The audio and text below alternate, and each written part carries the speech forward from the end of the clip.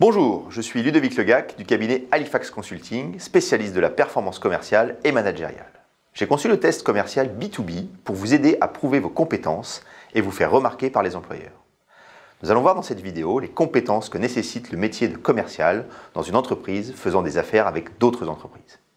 Trois grandes familles de compétences sont nécessaires pour devenir un bon commercial. La première est une compétence technique. Vous devez maîtriser votre offre sur le bout des doigts. Ne me faites pas dire ce que je n'ai pas dit. Il ne s'agit pas du tout d'exposer techniquement pour vendre. Mais plus vous connaîtrez en détail votre produit et plus vous serez à même d'utiliser les arguments différenciés en fonction de vos clients. La deuxième compétence réside dans votre capacité à vous organiser. Le meilleur commercial est souvent celui qui est au bon endroit au bon moment. Par ailleurs, les statistiques le montrent. Les commerciaux passent en réalité trop peu de temps face à leurs clients, pas plus de 25%. Votre organisation vous permettra d'optimiser et de gérer votre temps pour augmenter votre interface et contact avec vos clients. Enfin, la dernière compétence est bien entendu votre compétence commerciale. Les meilleurs ont compris que la vente est un vrai métier et ne tombent pas dans les clichés qui disent qu'un bon commercial est quelqu'un qui sait parler, qui a de la tchatche et qui pourrait tout vendre. Ils ont compris que c'est un métier qui se complexifie et qui, comme dans toute autre discipline, il est indispensable de maîtriser les fondamentaux pour développer régulièrement les expertises. Elles sont au nombre de 3. Première expertise, savoir prospecter.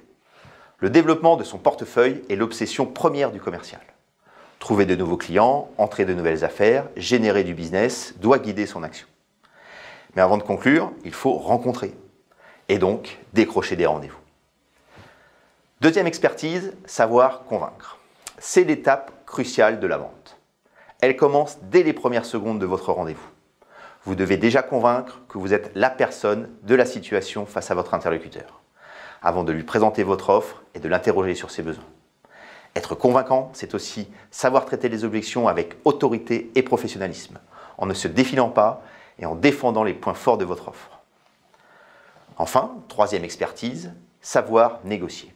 Dernière étape de votre processus. Elle débute une fois la vente faite. Étonnant, non? Et oui, si vous commencez à négocier, c'est que votre client souhaite travailler avec vous et donc que votre vente est faite. Vous entrez donc dans le processus de mise au point des conditions dans lesquelles vous allez travailler avec lui. Dans cette étape, il ne faut plus argumenter sur les caractéristiques de votre produit, mais sur l'intérêt que le client a de travailler avec vous. Vous aurez réussi votre négociation si vous trouvez un bon terrain d'entente avec votre client. Savoir dire non face à des acheteurs de plus en plus pointus devient une qualité essentielle. Vous l'avez compris, ce processus peut être long et s'étaler dans le temps. Il vous faut donc maîtriser parfaitement ces compétences pour pouvoir les jouer dès que vous en avez besoin et de façon quasi instinctive. À vous de jouer maintenant.